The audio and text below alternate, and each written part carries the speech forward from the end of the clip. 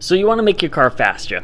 I don't blame you. Speed is definitely addicting, and I'm going to show you guys all the tips and tricks you need to know to make your car faster than it already is. Let's hop right into it. One of the things I absolutely love doing is modifying cars. I've been doing it for basically all my life, and I've been recording it on YouTube for about 8 years or so. And I want to go ahead and share my knowledge to you of what I learned, whether you're a beginner just starting with your first car, or if you're professional and want some additional tips.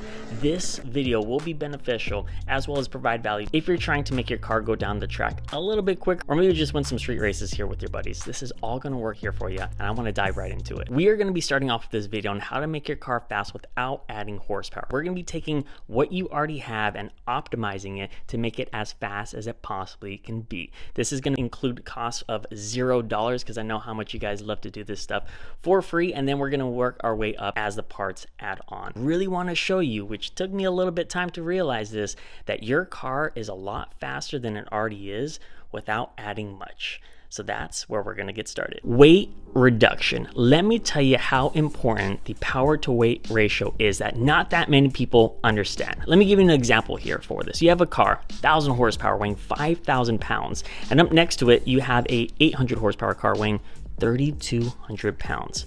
Who do you think is going to take that win? A lot of people are going to say the 1,000 horsepower car because it has 1,000 horsepower, but in reality, that 800 horsepower car weighing 3,200 pounds is going to blow the socks off of that 1,000 horsepower 5,000 pound car. So you need to take into consideration power to weight. Let's shed off as much as we can in that car so that we have no weight dragging us behind. I actually did this with my 2014 Shelby GT500. I was very curious how much it weighed, but I didn't know how much it was because I didn't have a scale. So I actually went to a truck stop to get it weighed, and it came back at 4,000 pounds, which caught me by surprise because I honestly thought we were about 3,600 to 3,800 at most. I needed to cut down the weight immediately, so that's what I did. So I took out my passenger seat, my rear seat, the spare tire, the extra subwoofer in the back, some trim pieces, and I ran on a half a tank of gas.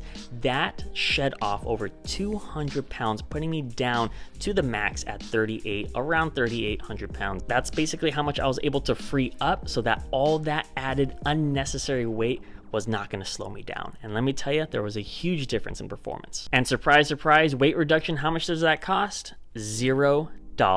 Have fun with that. Basic maintenance. I know you didn't come to this video to do basic maintenance, but nobody understands that dirty spark plugs can affect your motor. Nobody understands that a clogged up air filter can actually suffocate your motor. Not that many people understand that dirty fuel injectors might not get you the enough fuel to get the most horsepower, because we all know more airflow, more fuel, more power, and the basic maintenance can affect you, and that's the worst possible way to go slow. Having something so minute affect your performance, that's the last thing that you want. So do your basic maintenance, check your fuel pump, your fuel filter, your fuel injectors, check your airflow. That includes your cold air intake, your throttle body, your intake manifold. Check literally everything, your oil, any leaks anywhere, radiator, cooling. Making sure your car runs as cool as possible is going to make your car go even faster. Make sure your tires are inflated correctly. Make sure everything is running properly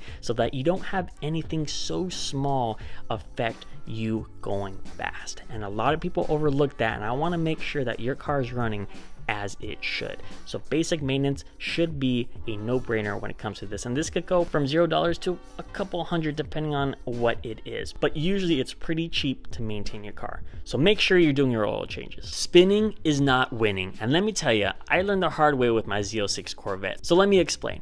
I got my Corvette completely stock. It does come with 650 horsepower, 650 foot-pounds of torque. When I dynoed it, it made 500 to the wheels.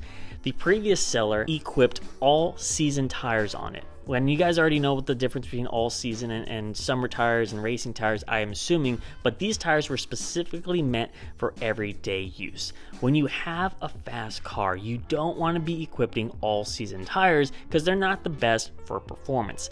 This car is completely stock, and when I first got it doing my first full throttle rips, I could not hook for the life of me, and all that horsepower was going nowhere. So you need to understand the importance of putting the power where it belongs so so that you can hook and buck. So get rid of those all-season tires, get rid of those bald tires, those Chinese unknown name tires, and equip yourself some really good performance tires so that you can really get traction on the floor and go full throttle without spinning. Now, there's many tire companies out there, and I'm not sponsored by this at all. I'll tell you my experience. There are a lot of companies out there that are very good. My favorite will probably be Mickey Thompson. Nitto's also good. X-Comps is good. Toyo tires are really good. Continental Extremes are really good. You just need some type of radial based tire to really get you that grip on the floor. Usually lowering down your PSI also helps because you get more surface area on the floor. So consider a nice tire with the pressure at the right place so that spinning is not even in discussion, and so that as soon as you press that throttle, you're planted in your seat, ready to go. Now, tires are not the cheapest thing, I do admit. It can range from a couple hundred to a couple thousand depending on what brand you go with, as well as if you go with 2 tires or 4 tires. I personally only get it where my wheels provide the most torque, which is the rear. So I only usually get 2 tires in those types of form, and in the front I do more of a controlled type tire. It's all up to you on how you want to do it, but expect a couple hundred to a couple $1,000 for tires in particular. But let me tell you, it is totally worth it, and you will need it down the line. That perfect fitment that you're seeking for your car might not be the best idea. We're gonna be talking about suspension now, and suspension is very difficult to understand. It took me a while to understand it, but we're gonna discuss just the basics of it. We're gonna be going over the general stuff like springs, coilovers, airbags, and all that good stuff. When I was getting into cars, I thought lowering the car would be the best with coilovers. That is going to be giving me the best fitment. It's going to look the best. But when it comes to making that car faster, it might not be for me. And let me go ahead and tell you, if you have any of those styling component suspension, you might want to consider swapping it out for more of a drag racing pack if you're trying to go straight in a line, or maybe a track oriented pack where you're trying to go fast around corners. But consider looking at different types of suspension depending on the type of driving that you want to do for your car. And honestly, it does vary quite a bit, but you do want to try your best to stay away from those airbags, from that perfect fitment, from dropping it 2 to 3 inches, making it sit on the floor. Because in reality, you actually need more cushion and more flexibility to absorb literally everything you're throwing at it. It's a little information on what I learned when building my car. Now, let me tell you, suspension can go from a couple $100, just performance spring, very cheap, to a couple thousand, possibly tens of thousands of dollars when we talk about suspension. But there are different packs out there that you can go ahead and look into. I only have experience with the Ford Performance Pack. That was only, I think, $300 installation, very cheap as well. But it's going to change the attitude of your car drastically when you just feel that car squat and go. Now, let me remind you, we still have not added any power adders to your car, and we're already making it fast. We are now moving on to lightweight performance mods, which is another branch of weight reduction, but it does have some cost to it. So we're going to be talking about parasitic loss, adding performance parts to lighten the rotational mass of the drivetrain, and basically anything on the car that weighs a lot, we're gonna see if we could swap it out with the lightest material available, which is gonna be carbon fiber, or completely just deleting it out. So let's hop into that. So I bet you heard the term drivetrain loss. The amount of horsepower that your car loses from the crank of your motor, going through its transmission, going through the drive shaft, going through the axles, going through the wheels, which it then lays the actual horsepower through the wheels. For example, in my case here, my Z06 Corvette, 650 horsepower projected by GM. I took it out on the dyno and made 500 to the wheels. That is 150 horsepower loss from the crank of my motor to my wheels.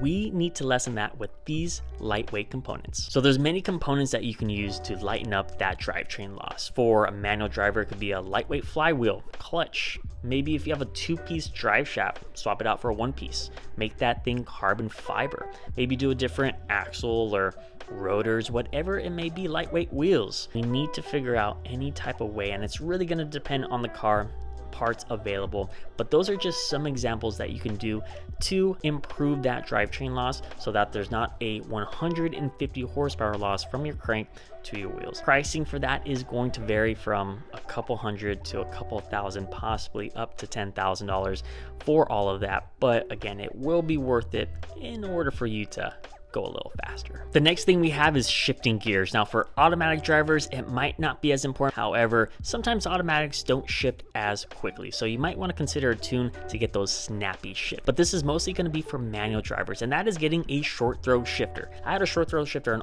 all my cars, and let me tell you, it makes a huge difference. The amount of time that it takes to swing it into gear is going to be the difference maker that will add up and assist you with banging the gears. So consider looking at a short throw shifter. It makes things a lot better. And if you're really wanting to get into it, get the no lift shift. So you're always on throttle banging those gears.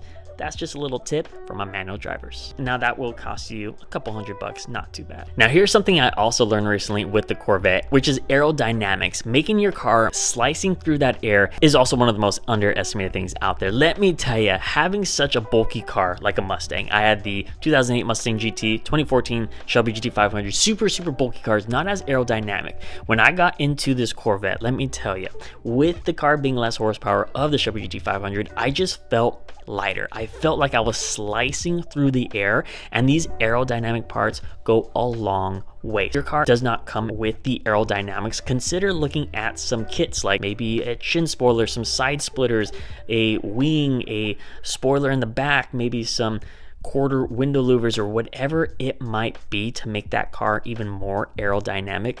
Definitely go for it. That is one of the things that changed my perspective with these big old bulky cars, because with so much wind resistance, it's common sense. If you take a look at a Challenger compared to a Lamborghini, the Lamborghini just looks faster without knowing the horsepower numbers right off the bat. You want to be cutting edge as possible. Aerodynamics goes a long way, and there's a lot of stuff out there that you can use, like hoods, bumpers, chin spoilers. Again, so many parts out there to make your car more aerodynamic. Go ahead and look into it. All right, ladies and gents, and that is all we have here for today's video.